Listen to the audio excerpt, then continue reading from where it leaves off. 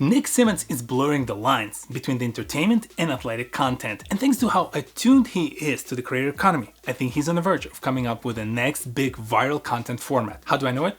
Because I came up with one for him, and you will hear about it in 3 to 4 minutes. Nick Symmonds is 2-time Olympian, World Championship medal holder, national champion, and also happens to be amazing human being, great athlete, and a very talented creator. But the path that led him from the track and field achievements over to million-plus subscribers on YouTube wasn't as easy. Early on in his career, Nick had to experience the conflict that happens between the athletic associations, the athletes who want to monetize their skills, and the brands who want to support their talents. Another talented creator, Trahan, is a great example of someone who had to quit his favorite sport in order to resolve that conflict. Luckily for Nick, it didn't have to go as drastic, but those archaic rules really limited his ability to create while he was an athlete, and I'm sure left a sour taste from all of those athletic achievements that he accomplished. But that also meant that once Nick was free of those creative shackles, he was able to pour his competitiveness, his drive, and his creative spirit into several business opportunities and a great creative endeavor. The combination of both really paid off. On the creator side, Nick evolved from your standard and expected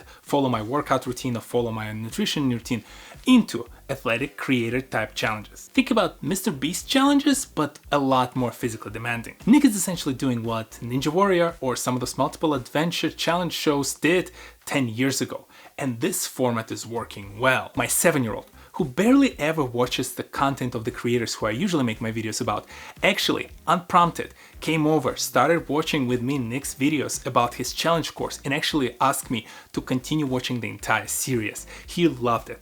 Nick's audience loves it, and he continues to pump out new interesting challenges to keep his new coming viewers engaged. On the business side, Nick partnered with his coach and created the Run Gum, a great consumer packaged goods that is perfect fit for the kind of audience he attracts, which is also a great strategy for any creator who wants to monetize outside of the AdSense. Nick ties all of those experiences together with his app, where he both offers an opportunity for the community to go and engage with him outside of YouTube or Instagram as a platform, but also this is the place where he can offer them the digital goods and the services, as well as he can offer them unique ways to engage with his content on other platforms, like hiding dollar bills across his course and showing that only to those who use his app. The reason why I appreciate Nick so much as an example of a great creator is how well he tied his merchandising strategy, his digital product strategy, his services, and the kind of content that he creates. So what is next for Nick in his creative journey? Nick produces great evergreen content that people can come back to even 10 years from now. And he's also not shy from experimenting, so I think his next move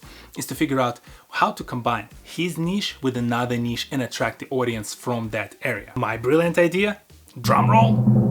Combine his challenge course with a game of chess. Clearly I'm inspired by Ludwig's chess boxing experience, but hear me out on this one. Imagine Nick potentially expanding or slightly changing his course and then adding maybe laptops or actual chess boards to access a game.